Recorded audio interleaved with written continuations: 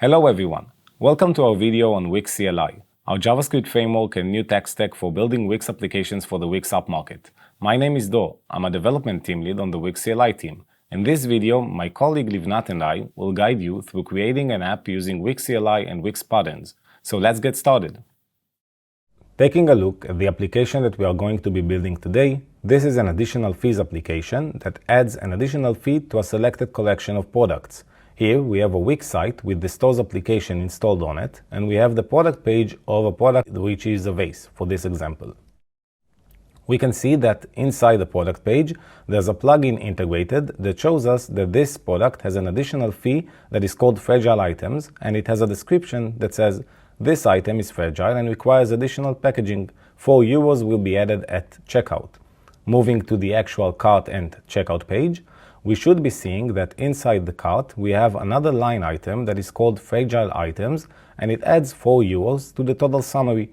Moving to the checkout, we should be seeing the same. We are seeing that we have the fragile items fee, which is 4 euros that are added to the total summary. Looking at how the site owner and business owner can configure this, going to the editor of the website, we see that we have the product page, and inside it we have the site plugin, which the site owner can configure the behavior, looks and feels of it. And moving to the back office, we see that we have a dashboard page that the site owner can configure and manage which collections of items has additional fees added to them. Here we can see that we have the fragile items fee added to the home decor collection for the price of 4 euros, and we have 3 products affected by it. To add more, we can click on the button that says add fee and see that we are getting a model that says choose a collection. We see the entire collections of products that the site has, and we can configure a name, a price and a description. Let's get started with actually building this application by going to the Wix docs. Starting at dev.wix.com, which is the hub for building applications and websites on Wix, we go to the Build App section, we click on Documentation, and we can see that we have Frameworks, which includes the Wix CLI. Looking at the documentation of the Wix CLI, we can learn more about it and the extensions that it supports, but we're going to dive into the Get Started and Quick Start guide, which has a bunch of prerequisites that needs to happen before you can begin. For the sake of this video, we're going to assume that those already happened, and we're taking a look at step number 1, which is create a new app project. Looking at what we are getting here, we are prompted with a CLI command, which we can copy and paste into our favorite terminal or IDE. This is because building an application with the Wix CLI happens in your favorite development environment and terminal and IDE, and then it is integrated into Wix for you by the Wix CLI. Let's copy the command and move to our favorite IDE. For the sake of this video, we will be using Visual Studio Code with the integrated terminal that it brings. Pasting in the command that we got from the documentation, which is npm create at Wix app at latest. Running that, we should be prompted with the CLI's create app funnel. It asks us all the needed questions that we need to answer in order to have a CLI project and an application ready to start development. The first question we are getting is what would you like to do? Either create a new Wix application or extend an existing one if you already have one. In our case, we will create a new one. How would you like to create your new application? Create a new basic app or start from a template? The CLI has a bunch of pre-configured and defined templates. We can use them later, but for now we will just choose create a basic app. Enter a name for your app. This will be additional fees, and enter a folder name which the project and the code of the project will actually be generated in on our local machines, and we can see that it infers the package name from the application name that we provided. So that's good enough for us, we will go with that. Now the CLI is running all of the needed steps in order to provide us with a project that is good and ready for starting. We can see that the project files are generated. On the left side in our file explorer, we see that we actually got all of the source code. We will dive into them later.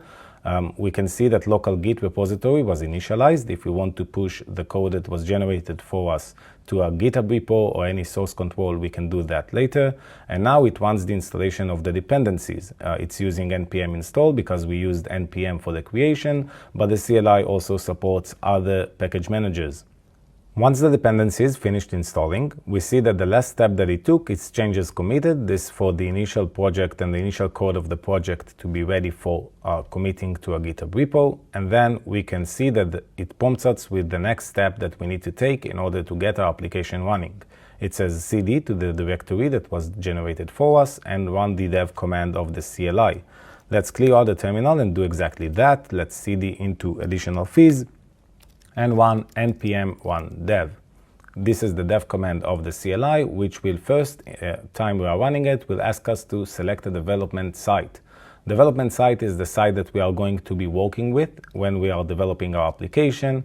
So we can either create a new development site that the CLI will create for us. It's a premium website. We can check premium features and premium stores features and how it integrates with our application, or we can pick an existing one.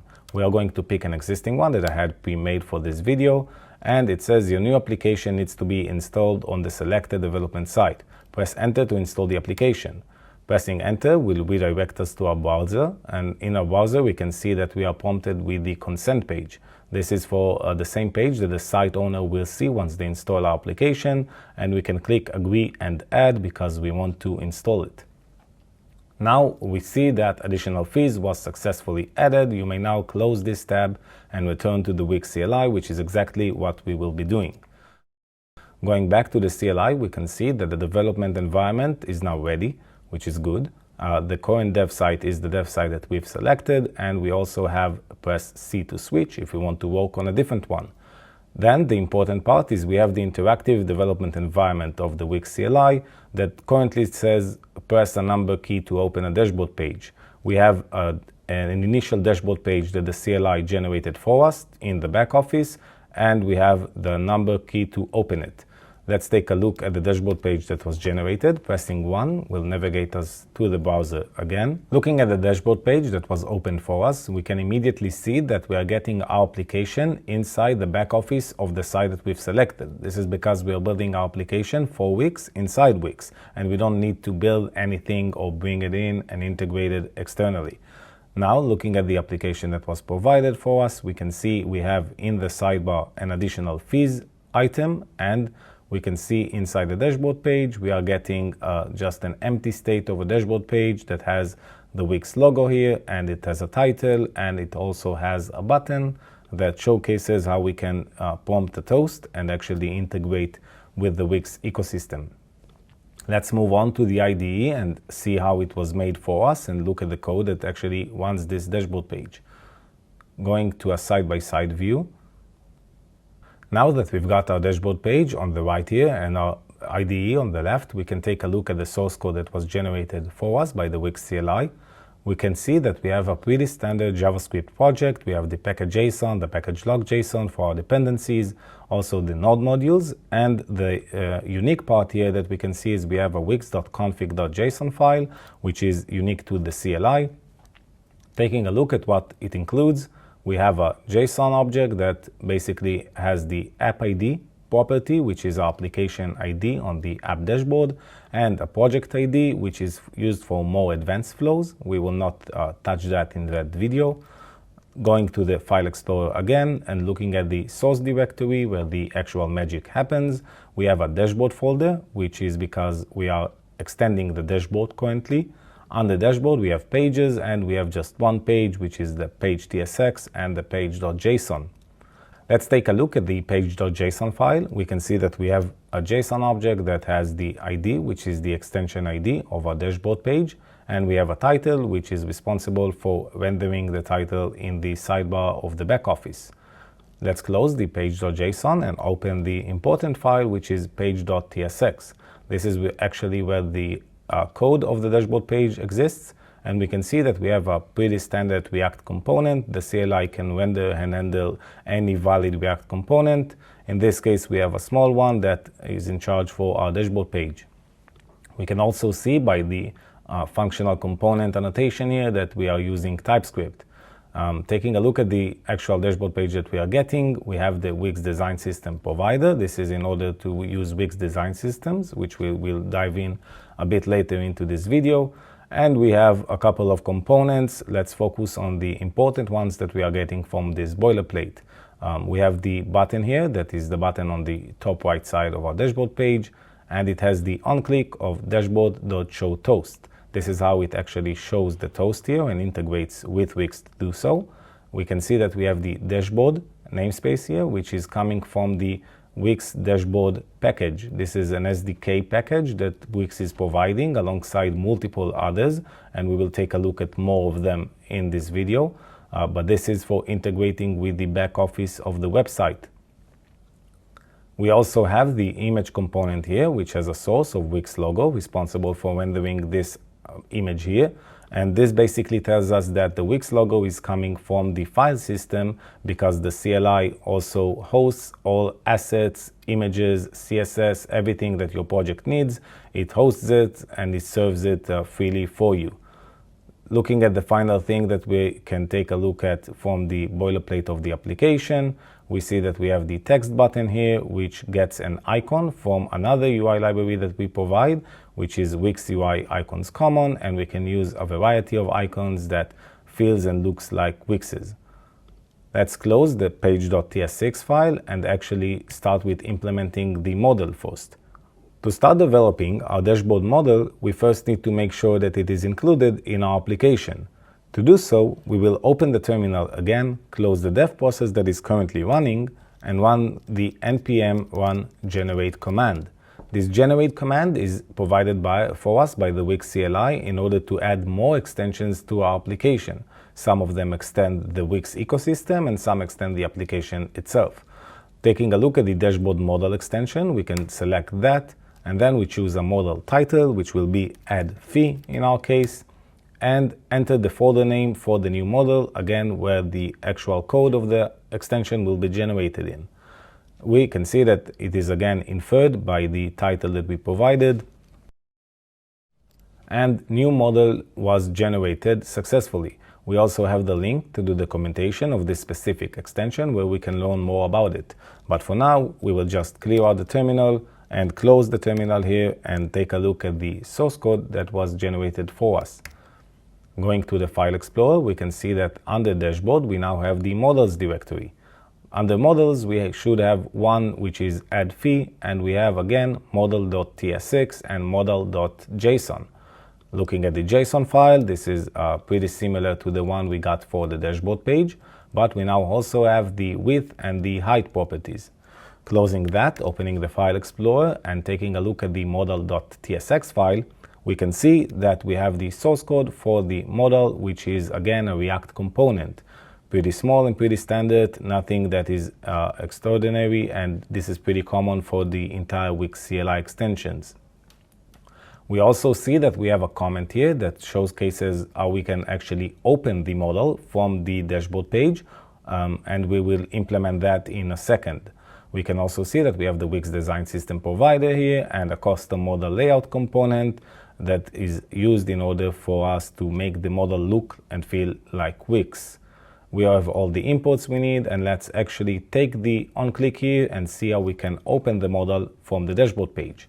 We will copy the needed action to do so, and we also have it already generated for us with the ID of the model. And we can close this file, go to our page file, page.tsx, and inside the on-click of the button where we previously showed a toast, we can now replace that with the action that we copied. Let's make it sure that we do it correctly, save that, and we can run the dev command again of the CLI to make sure that the development environment is running. Now that we have the development environment ready, we can minimize the terminal again, click our button, and see that the model should be opened. Great. We have the title, we have the subtitle, and we have the content of the model. Let's close it, make sure that we change the name of the button to add fee, and we can also change the icon of the button to be add small in order to get the looks that we wanted. Saving that, we can see that it is immediately updated in the browser. This is because the Wix CLI provides with HMR experience using Vite that is fast, responsive, and we don't need to update or refresh anything. closing the sidebar here to get more real estate in our page, and we can jump into the dashboard model and actually start designing it. Let's open it in the browser and make sure that we open the code for it. Opening the File Explorer and going to model.tsx, we can see that we have all of the content for it, and we have the width, which is provided for us from the JSON file. We have the height and the title. All of those are coming from the definition inside the model.json. We also have the primary button text, the secondary button text. Those are defining those two action items. And we also have all of the actions, the onClose, primary button action, etc. All of those are currently just closing the model, again using the dashboard SDK that we used in order to open the model. And we have the content. The content is currently just a box, which is a div with a text that says Wix CLI model. Let's change it into the UI that we actually want for our application and we showed in the beginning. To do so, I will paste in just the needed code to make the UI look like we wanted, and we will dive into explaining it and going over what we brought in. Now that we've pasted in the code that we need in order for the model to actually look like we wanted it in the beginning, let's save that, and we see that using Wix HMR, everything was again rendered for us, and it looks exactly like what we wanted to create. Looking at how this was actually done, we see that we are using a lot of the Wix Design System components. What is the Wix Design System? Basically, going over to the documentation, we can see that we have the documentation and the playground of the Wix Design System, which is a comprehensive toolkit for developers and designers to create beautiful and intuitive products that looks and feels native to the Wix ecosystem. In the documentation, we see the variety of resources that it has to offer. We can also play around with them in the playground and copy examples of code. Going back to the model that we've developed and are working on, we can see that we have the layout component, cells, which is in order for us to get the proper alignment that we want in our model, and we have a bunch of form fields. Each form field basically has an input, certain types of inputs. We have the text input, we have a number input area for free text, and all of them are doing pretty much the same. On change, they are getting a value, and they are setting the value from the input to a state that we've defined in our component. The state is called new fee, and we have the set new fee function here, and we have a type for it, which we cover in a second. The most important part and the most complex input of them all here is basically the dropdown, which is responsible for the different types of collections that the user has in the site and they need to select from. In this case, you can see that we are passing in an options property, which is a hard-coded array with one value of a category. We will make sure that we make it dynamic in a few seconds, and we will showcase how. Looking at the state of the new fee that we created in the model, we can see that it is using an additional fee type, and we see that we imported from a types file that we created in our source directory, but TypeScript is not happy because we actually need to create it. So let's open our File Explorer, create a file here, types.ts, and make sure that we create it. So let's export type additional fee. I will close the File Explorer to have more screen real estate, and we need to define the type for it, which is basically a simple one. It's name string. This is the name of the fee. We have the description, which is the description of the fee. It's also a string. We have a price, which is again in this case a string, and it will be more clear why, because we want to reuse this type in the backend also, but this is for later. And we have the collection and the collection ID. So those two are the most unique ones. We have a collection ID, which is a string, and this is the ID of collection that this fee is assigned to. And for responses from the backend, which we will get to later, we want the collection type, which will basically be the entire collection data. To get this type, we can import it from an SDK package, which we are going to also be using in the model. So let's import from @Wix Stores. This is another SDK package like the one that we use to integrate with the dashboard, but in this case we are integrating with Wix's backend functions and backend APIs. We are using the stores module here, which is for us to integrate with the Wix Stores backend, and we can import any namespace that it exposes. It has a bunch of them, and we will select, in our case, collections. Inside the collections namespace, we have all the functions that relates to collections of Wix sites, and we also have the types that we need for it. So in our case, we will use collection.collection. This is it for the type that we are defining, and going back to our model, and we can see in our model that now we should be getting the type correctly. Let's make sure that we reload the TypeScript here to make sure that it updates, and we are getting the type correctly and everything is working. The final part that we actually need to do is make sure that the dropdown dynamically gets all of the collections in the business. How are we going to do that? We are going to create a use effect here, which will run when the component is loading. We will have an empty dependencies array for it. And we will define a function, an async function that is called getCollections. This will be an async function that what it does, it is using the SDK module of Wix Stores again.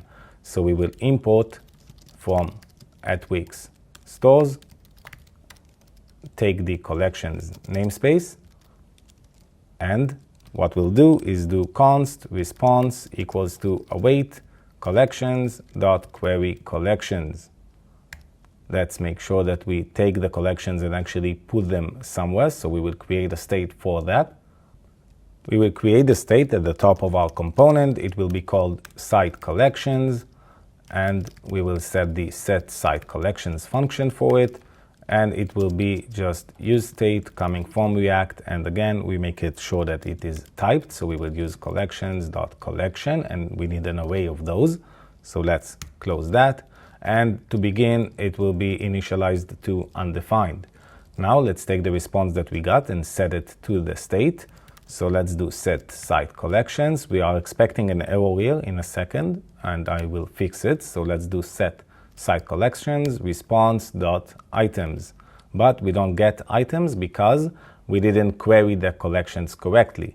We are doing collections.query collections. This is a query builder using the Wix's query language, but we will also need to do find at the end to make sure that we execute our query and getting a response. Now that we have properly the response, we can see that it is collections query result.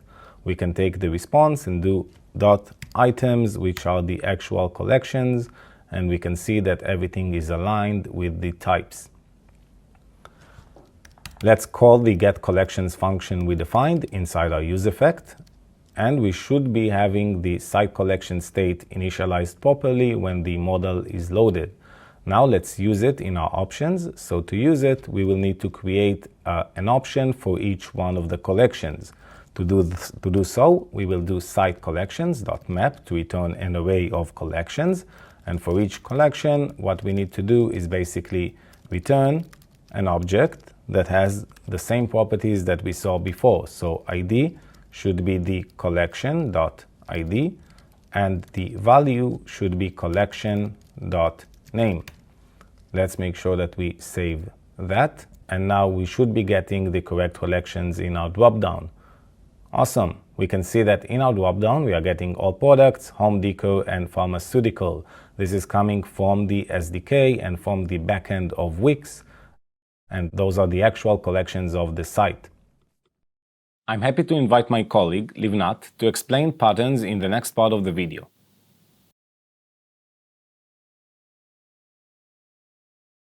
Thanks, Do. Hi, everyone. I'm Livnat, a developer team lead at Wix Patterns, and I will show you how to use our Patterns component in your app. Patterns is a React library with advanced components based on the Wix Design System component with state management. We aim to eliminate boilerplate code and allow developers to focus on their business logic. If you are using Patterns, you will get a ready-to-use solution with minimal work. So let's get started. So now we are going to Wix Design System documentation. I will just move to full screen. And over here you can see our Patterns section. In the overview page, you can link the Patterns documentation. you have an overview of patterns, what you can do with it. So over here you can see that we have filters, we have search, we have custom columns and tabs that you can play with it. And we are also managing your pagination with infinite scroll. And you can search for your features over here and just explore and see what you can do with it. So now we want to create our collection page. So we are going to the collection components, and you have here grid table and table grid switch. We want to choose the table. And over here you have a short explanation on how to integrate the table into your app. So you need first to wrap your code with Wix Patterns Provider. Then you need to wrap your table with a collection page and to use a hook that will manage your data and fetch your data using the use table collection. Over here you can see the different features that you can integrate with, and also to just copy paste the code and start from it. So now let's go back to our application and start writing our application. So now that we got back to the code and we install Wix Patterns, I want to import the Wix Patterns provider, and I can start wrapping my code with this provider. So we'll put it here and also in the end of the application. Cool. So now we are creating our table component. So we will create another functional component, fees table.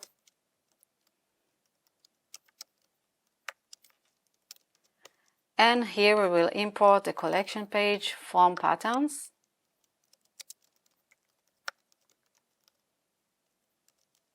From Wix Patterns. Cool. We will just return here the collection page.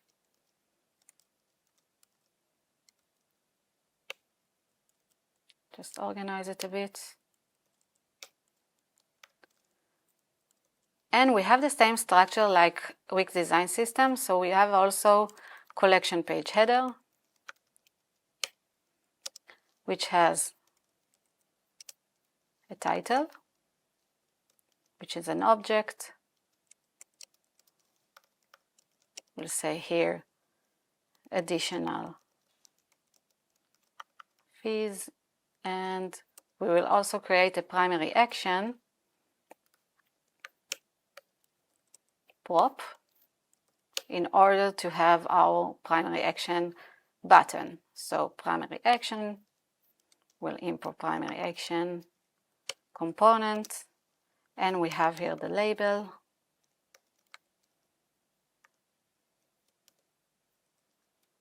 We'll just copy paste it from here, add a fee, and the on click, the same like we had in here. And we need also to copy this one to our table component.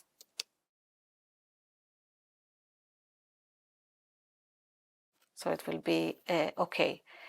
So now that we have this one, I want also to have my content, collection page content. And for now we will just render a div saying hello, just to see that everything is working. So we will render the fees table inside this index component, and this one we can remove. It's no longer important. Great. So now we are seeing the collection page with our header, and now we can continue to create our table. So in order to create our table, we need to import another component called use table collection to manage our data. So import, we'll do it in here, use table collection, and in here in the top we'll create the state. I will import the type, additional fees.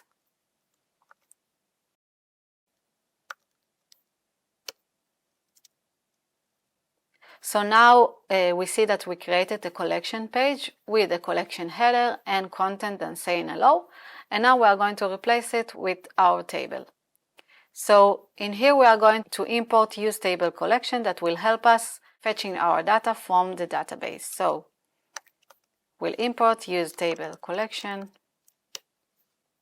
So let's create a const called state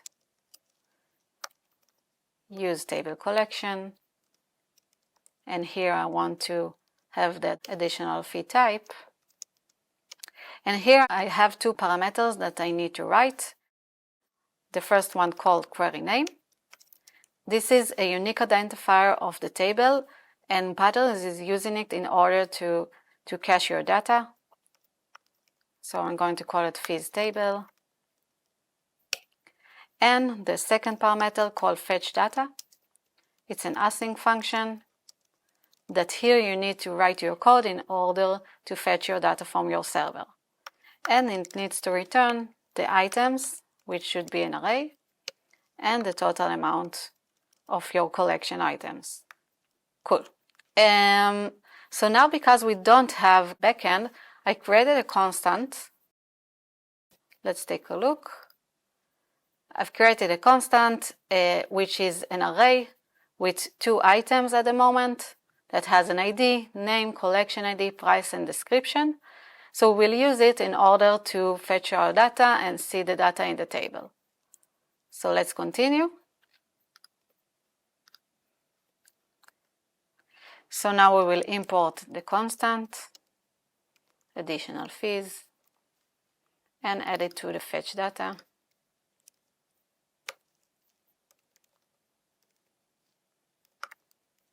And now we can render our table, so we will import the table from the patterns library,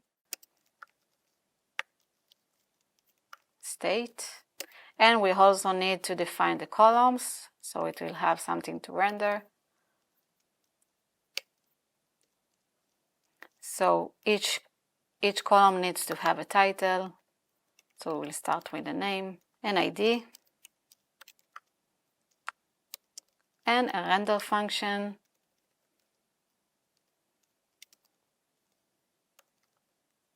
that we will render the fee name.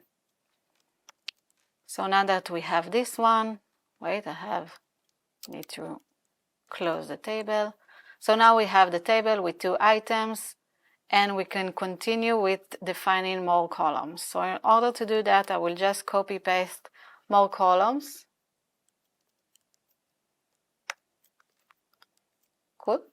And now you can see here all the columns that I want in my table. So now that we have here all the columns that we wanted, I want to connect the add fee to our modal and sync the table with it. So we have here the additional fee function. I will use the array and push the new fee into the array. But this is not enough because I want to sync the table with the new content. So in Patterns we have a hook called use optimistic actions. So I will add it. Use optimistic actions. And I need to pass here the collection. And now I can use these actions in order to create a new fee and add it to the table. So action has a create one function that gets the fee. And here I can define the submit function. And I need to return the new fee in an array. And I will just copy paste this code into the submit function. In real life, when we have a backend, we will wait for the response and then return the new fee that was created in our backend. And I want to also add here a success message. So we have a success toast saying fee name was added successfully. So before we continue, I want to add here another parameter called item key in order to have a uniqueness for our items. So this is the item, and we are saying that the uniqueness is the item ID. And now let's try it out. I'm creating a new fee called new. And now you can see that it was created, and also you see here the success toast. Cool. So now the last feature I want to show you, it's a custom columns feature that can help me manage my columns in the table. So we'll add here a prop called custom columns. And we'll add here this component.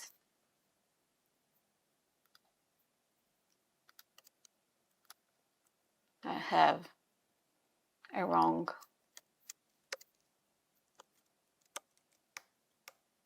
Okay, now it should work. And you see here the button that was created. And now you can easily play with it and show and hide your columns. And your users can also play with it. So that's all. This is our table. And that's it. That was the part about patterns. And now, back to Dor to continue with building our application.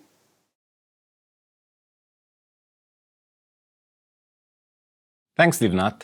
So now that we've seen patterns, let's return to our app. Let's start with implementing a backend API. Opening the terminal, closing the dev process that is running, and clearing out and running the generate command again. Going through the bottom here, we can see that we have backend API. We will select that. How would you like to name your API? This will also be the endpoint of the URL we are calling. We will call that additional fees because we want to use it to get the additional fees that we have in our application and in the site, and to aggregate the data with the collection data. So let's press enter. The new API has been generated successfully. Again, a link to the documentation where we can read more about that, but we will close the terminal for now and see what we got. Opening the File Explorer, we can see that next to dashboard, we now have the backend directory. This is because we have another domain in our application we are extending. Opening the backend, we have API, additional fees, and API.ts. Looking at the API.ts, we have a documentation here that helps us to understand how we can call this API from our client. And we can see that we have the get function and post function exported from it. Every API that we are defining has a route using the additional fees name here or the name of the directory that we provided. And each API.ts file has a get function, post function, and we can add more to it like delete, etc. that are exported to define the method that we will be using to call it. Let's take a look at the get function. Currently, all it does is just console logs that it got a request, and it returns just a string as a response. How can we call this API from our application?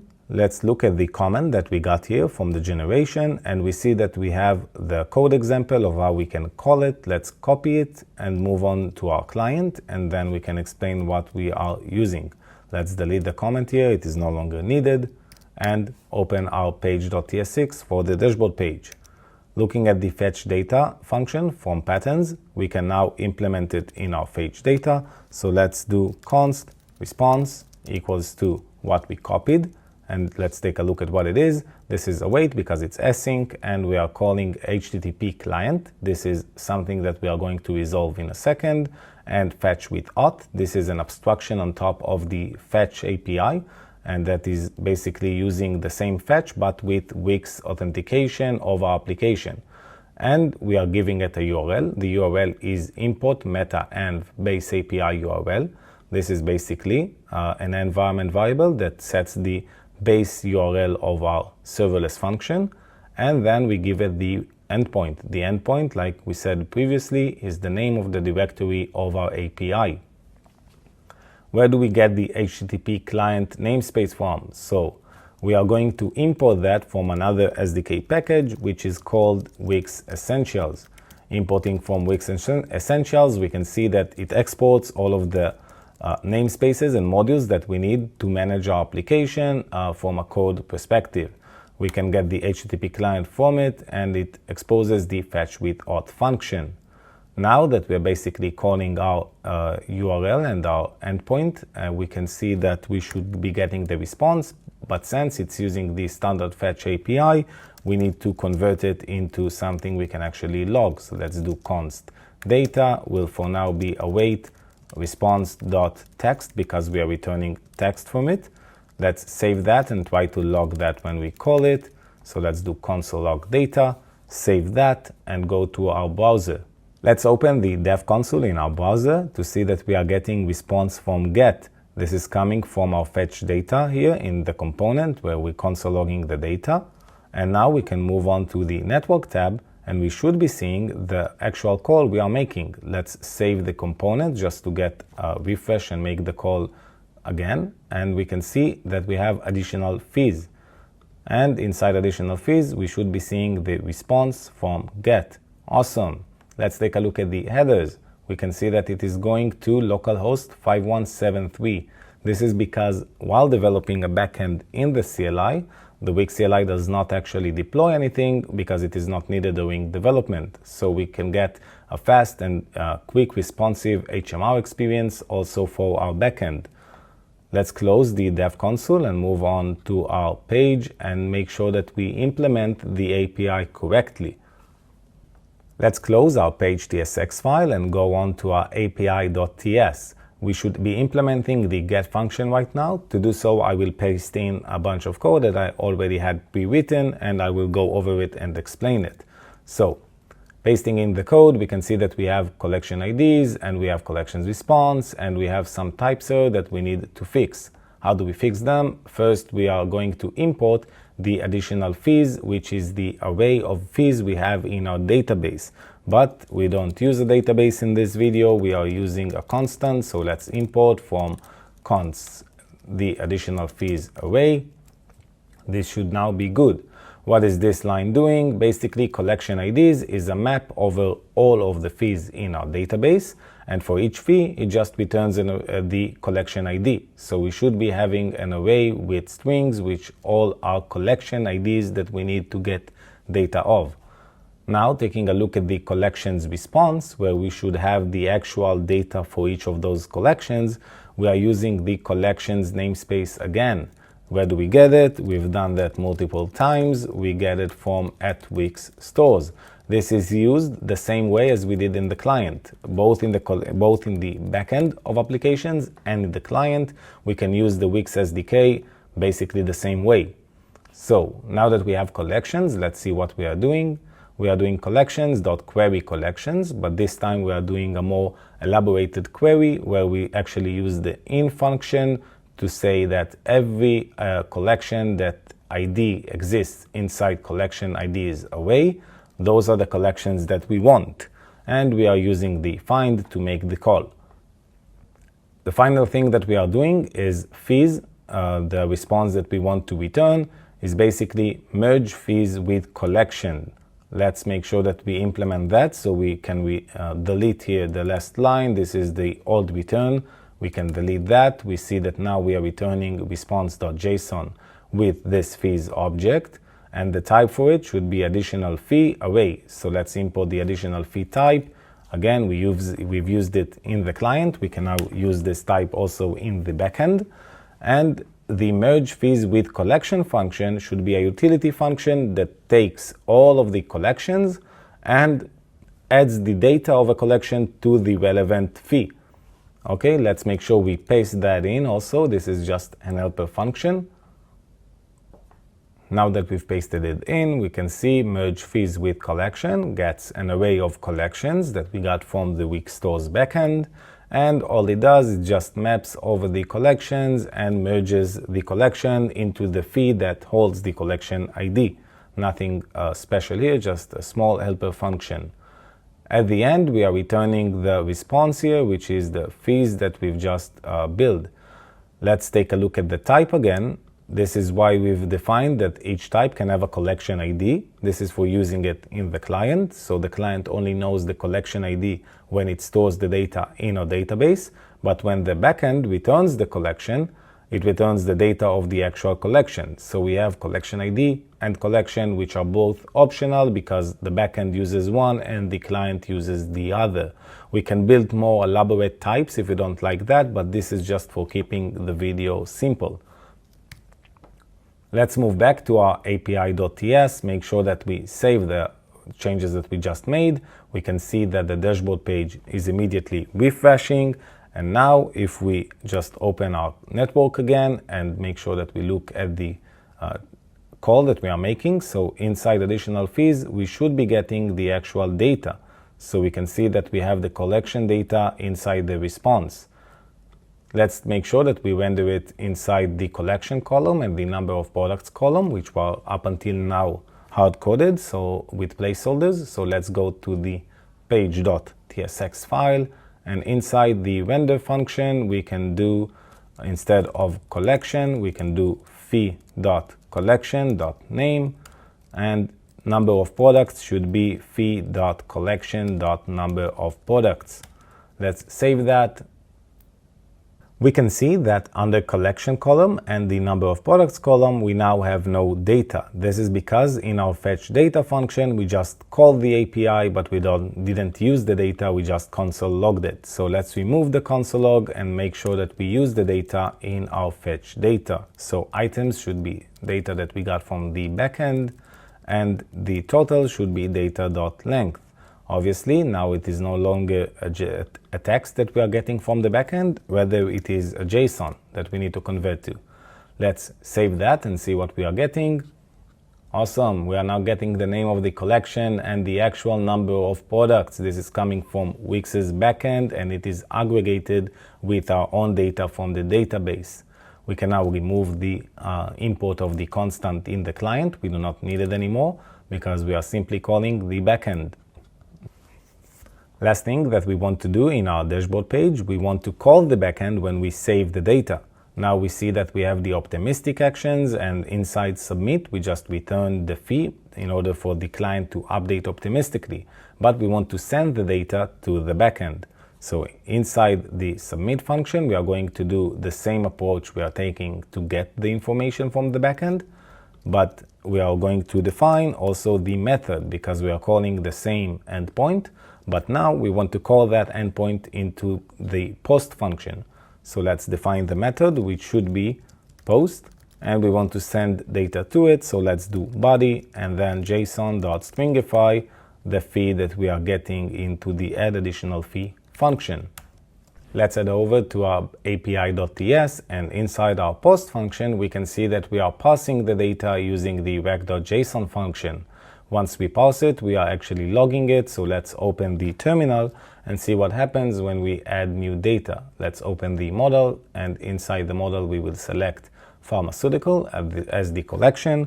We will give it a name, so it will be hazardous material, and the fee should be 10, and we do this item contains materials that requires special handling. So let's save that and see what we are getting. Great. Inside our terminal, we can see that the backend got a request and it also got the correct information. We can now, in a real life scenario, we can now save that in our database. But again, we are using a constant here, so no need to implement that right now. This is basically it for our dashboard page and for our API functions. Now we can start with implementing the site plugin. How are we going to do that? Let's take a look first at what the site plugin is. Looking at the example from the beginning, we can see that inside the product page, we have the plugin integrated, which showcases for the visitor that this item is a fragile item and it requires 4 additional euros at checkout. Going back to the CLI, we can open the terminal, close the dev process that is currently running, and run the generate command again.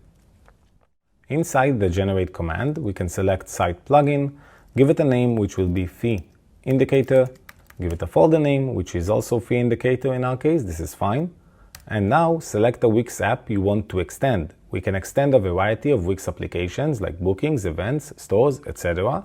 And we want to extend Wix Stores in our case. Let's select Wix Stores and now select a place where you want your plugin to be injected. How can we know where? So first thing we know is that we want the product page. Let's scroll down to the product page section here in the CLI. And now that we want to choose a place inside the product page, we can click Read More to open the product page and plugins documentation. This will show us all of the places where we can inject our plugin inside the product page. We want it here, so this is product page details 5. Let's close the documentation, go back to the CLI and choose product page details 5. The next question, would you like to set Wix stores as a requirement for your application? This basically means that once users are installing our application on the Wix app market, it makes sure that they have the Wix stores installed in their site, because our app requires the Wix stores in order to work. Let's click yes. And the new site plugin has been generated successfully. Again, link to the documentation. We won't use it right now, but we can. Let's clear the terminal and see the source code that we've got. Let's close the api.ts file and the page.tsx file and open the file explorer, where we can see that now we also have a site directory. This is because we have a new domain that we're extending, which is the site itself. Let's close the backend directory, open the site, and we can see that under plugins we have our plugin and we have the files for it. Panel.tsx, plugin.json, plugin.css, and plugin.tsx. Let's focus on each one of them individually later, but for now we will take a look at the plugin.tsx, where we have a React component that is also used for our plugin as across all extensions in the CLI. Let's open our terminal and make sure that we actually get this plugin inside the editor so we can see it and start developing. Let's open our terminal here and run the dev command to start the development environment. Now that the development environment is running, we can see that we have two new entries in our interactive screen, one for the editor and one for the site itself. Since we want to integrate our plugin inside the product page, we first need to go into the editor and make sure that we do that. Let's press E to open the editor in our browser. Once we have the editor running, we can go to the Pages menu, select the product page, and then inside the product page we should be seeing the plugins icon. Pressing on the plugins icon will open the plugin model, which is basically an application market for all the application that includes plugins. Now we can see that we have the applications that actually exist on the market, but we also have our application because we are actively developing it. This is the additional fees indicator that we've created, and pressing on the add button will inject it into the appropriate slot. We can see Hello Wix CLI and an indication on what to do in order to start developing my plugin. Minimizing our terminal, let's make sure that we make the plugin look the way we want it to. For that I will paste in just a few lines of HTML that make the UI look like we defined in the beginning. This is basically a paragraph rendering the name of the fee and a paragraph rendering the description with the amount. Now to add some styling to make it look like the one in the example, let's open the CSS file and paste in just some basic styling that I also had predefined. So I will paste that in, nothing too spectacular, just basic CSS. Closing that, we can see that the plugin looks the way that we want it, but now to actually make it dynamic and get the data depending on the product that it is in context of. How can we do that? First, we need to know the product ID. Let's make sure that we do that by taking a prop that is called product ID. Each plugin gets the relevant props from the place where it is injected into. In our case, we are injected into Wix Stores and to the product page, so we are getting a product ID as a property. To do that, we will need to change here the props that we are getting into product ID and the type also to product ID. Now in our props, we can destructure that and make sure that we are getting product ID here and it will be available for us. Let's save that and see what we are getting once we are trying to use it. For that, I will just console log the product ID that I'm getting. So let's do console.log product ID and pass it the product ID. Let's save that and let's open our console here to see that we are logging the product ID that we got from Wix. Awesome. Let's close the dev console and go back to our code and do something with this product ID. Now, what do we want to do? We want to call our backend, and for this specific product ID, to fetch the relevant data of the fee that is assigned to it from the collection it is in. So for each product ID, we want to read the collection and then search for the fee that is relevant for that collection, if any exists. For that, I've already built a pretty backend API that will do that for me. But before we go over that API, let's make sure that we see the plugin in the site itself and not only in the editor. So let's publish the site, clicking the publish button. And now once the site is successfully published, we can open our terminal again and click S for site. S for site will open the website inside the browser.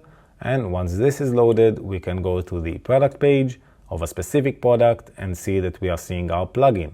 Let's go into Vase here, and inside Vase, we should be seeing our fragile items hard-coded plugin. Awesome. Let's go back to our code and make sure that we call the API I've just mentioned and make it dynamic. Looking at the backend API that I've created for this scenario, we can see that it is a get function that takes the search params from the URL, extracts the product ID from it, then call the product's namespace from Wix Stores to get the information of this specific product. Once it gets the product data, it can search for the collection ID inside the fees database. And then it just returns the data of the fee that is relevant for this product.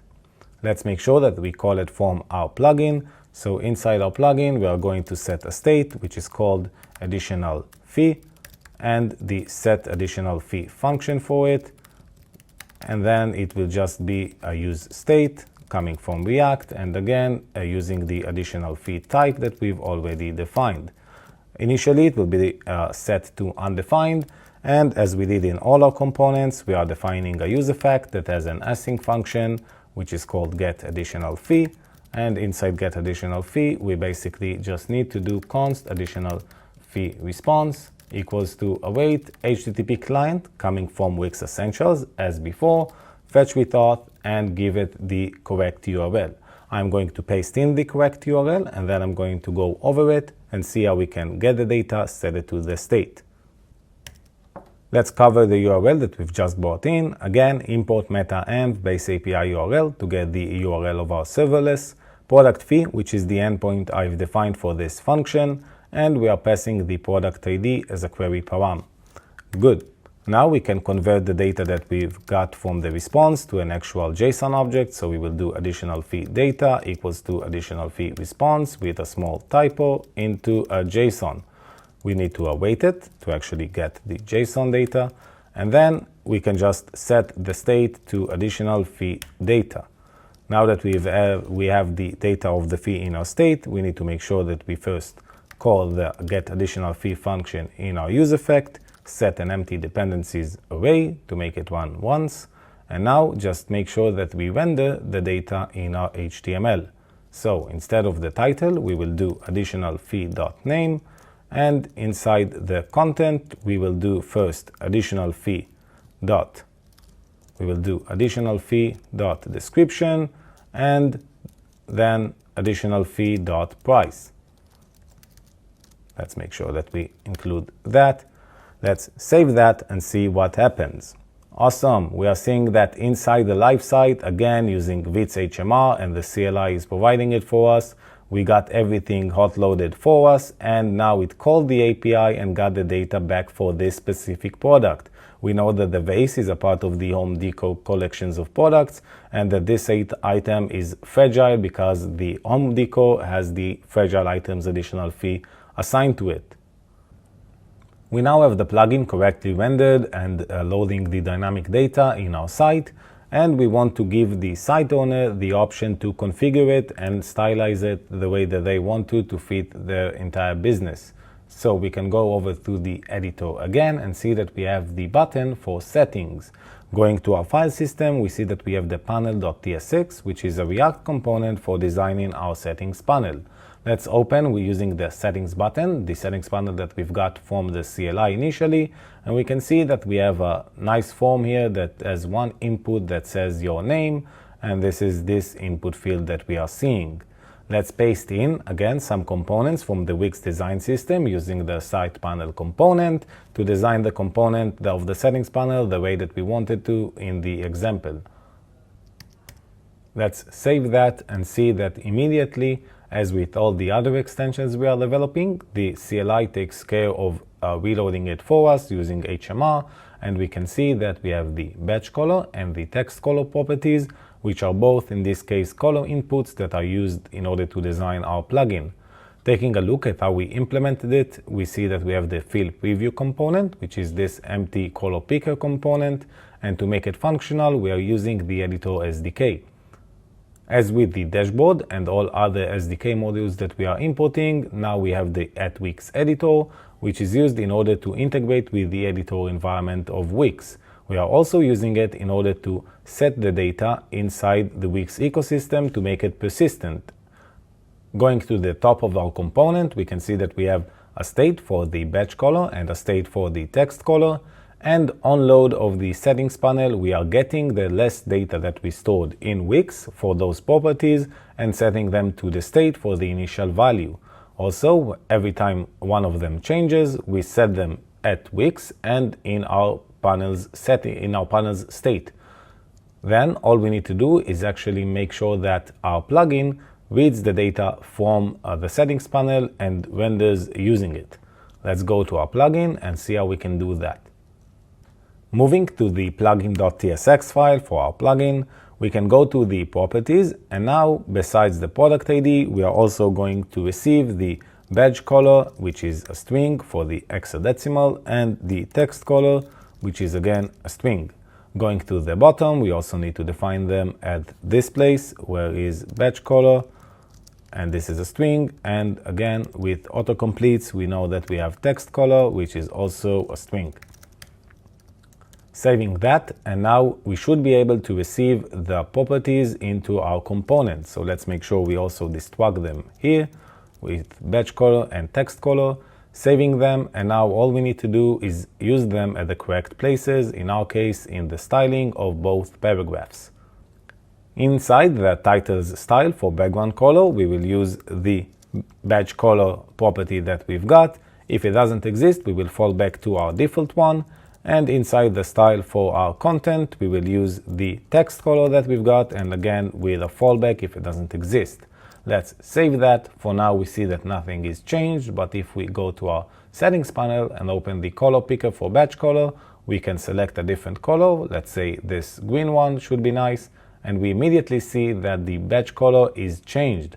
Let's do also that for the text color. Let's change it into red, which might be intimidating, but for now we can see that the text color has been changed successfully.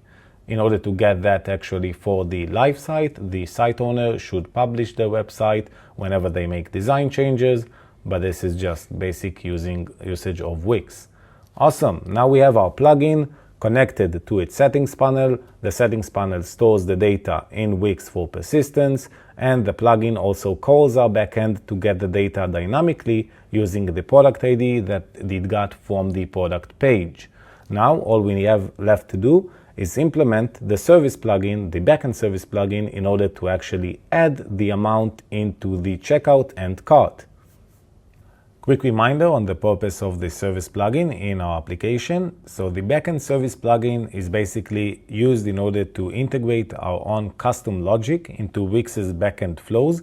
For this case, the backend flow that we want to integrate into is when calculating the sum at the cart and in the checkout, Wix will call our implementation of service plugin for us to return the additional fees that needs to be added. How can we do that? We can close the code here and open our terminal, close the dev process, and again, like everything we do in the Wix CLI, we run the generate command. Inside the generate command, we can scroll to the bottom where we have service plugins, and now we can select which service plugin we want to implement. In our case, we want to extend the stores flow and the ecom flow with an additional fee. Let's make sure we select that and now give a name for our service plugin. We will call it additional fee. Pretty simple. Press enter. Would you like to install dependencies now? It relies on packages that we currently don't have in our application, so we will press yes in order for the CLI to install them for us.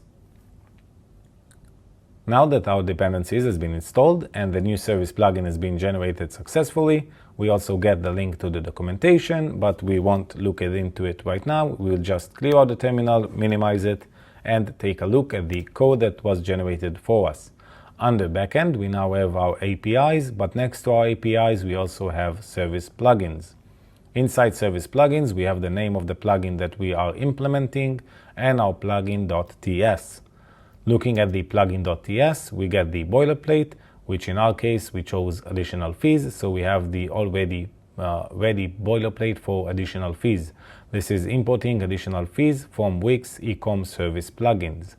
And then, using the additional fees namespaces, we have the provide handlers function, where we actually run the logic and provide the logic that we want to implement inside that flow. Let's paste in the code that we need in order to get our logic ready, and then we will cover it in steps. Let's take a look at what we've just brought in. Nothing too complex. We have the calculate additional fees function, which is where we implement our logic. Now we are taking the request that we got from Wix and we are mapping over every item that exists in the cart or the checkout of the user, and we are taking the item ID. This is basically all of the products that we need to calculate the additional fees for. Now we want to take this item ID array and get all of the products data for it. So we are using the query functions that we've already seen in the backend APIs to get all of the products that exist in this item IDs array. But since we are running in a server-to-server flow inside Wix, we don't have the authentication of the user from the client side. So we want to get the authentication of our application in the backend. To do that, we need to define the relevant permissions for our applications. Let's head over to the browser for a second and open our application in the app dashboard. Looking at our application at the app dashboard, we can see all of its relevant information, but we care about permissions. So let's press permissions at the sidebar, and then we can see all the permissions that our application has. Let's click add permissions, and now we want to add the relevant permission in order to query products. So to do that, I will just add the permission I need. You can see every permission for every API in our Wix documentation. I know that I need the manage stores permission. Let's do manage stores, all permissions, just for the sake of this video, and save that. Now that my application has the needed permission in order to query the products without the user authentication, I can go back to my browser here and my live site, and inside my code, I want to use the authentication of my application, not the one that I got from the user that is using my application. To do that, I need to elevate my permissions, the permissions that I've received, to the permissions of my application. I am importing the auth namespace from @wixessentials, and I'm using the elevate function on the API that I want to call. Now I have an elevated query product function, which I can use, and it uses my permission of my application. Then, once I got all of the data about the products that exist in the cart and checkout, I can map over the products response and get the IDs of collections of each one of them. Now that I have all the collection IDs of the product that exists in the cart and checkout, I can map over my database, which is currently a constant, and get only the fees that are relevant for the collection IDs that I've received. And then, once I have those relevant fees, I can return them to Wix as an additional fees property and return the currency that I've got in the request. Let's save that, and now let's see it in production. Opening my terminal, I want to push the code that I've built up until now into my application in the app dashboard to see how it behaves, not from local development, rather from production environments. Let's run the build command of the CLI. Running npm run build will build our application for production, and once we have all of the files ready and to deployment, we can take the build output that we've just got and run the npm run create version command. This is the command from the Wix CLI that takes all of the build output that we've just generated and pushes it into a new version inside the app dashboard. Let's run that command and see what it is doing. So, before creating a new version, let's create a preview of your application. This basically takes all of our build output, uploads it to wherever it is needed to be uploaded into, deploying the serverless functions, and then creating a preview for us. The preview is something that we can share with colleagues or with QAs or somebody that we want to share it with, which will showcase the application in the version that we've just built and worked on, but without actually pushing it into the app dashboard. So this is basically like sharing a preview of our local development, but from actual production environments. And now, once we're ready and happy with our preview, we can continue with creating the new version. We'll click yes, we will create a version, and once the version will be successfully created, we can go on to the site that we've just worked on and see how it behaves from production. Good, successfully created. Let's clear the terminal and see how our sites behave now. Let's add the vase to our cart to see how it behaves in the checkout. So we will pick a color here, and then we will do add to cart and move on to the cart itself. Now, when the cart will be loaded, we should be seeing successfully the fragile items additional fee of €4 added to the total summary. This is because Wix was calling our service plugin implementation, and we returned the fragile items additional fee for this product. Let's move to the checkout itself and see that it does the same. And now when the checkout is loaded, we can see fragile items of €4. Awesome. Let's head over to the app dashboard of our application again for a second. And there we can see that under the extensions tab, we should now have all of the extensions that we've worked on in the CLI and we've built and pushed into the app dashboard when creating a version. All we need to do now is make sure that our application is successful by defining the market listing, pricing, submitting it to the app market, and getting it published for all of our users to see. And that's it. We hope you enjoyed this session and found it helpful. Below, you can find helpful documentation on building web applications with Wix CLI and other valuable resources. We can't wait to see what you create.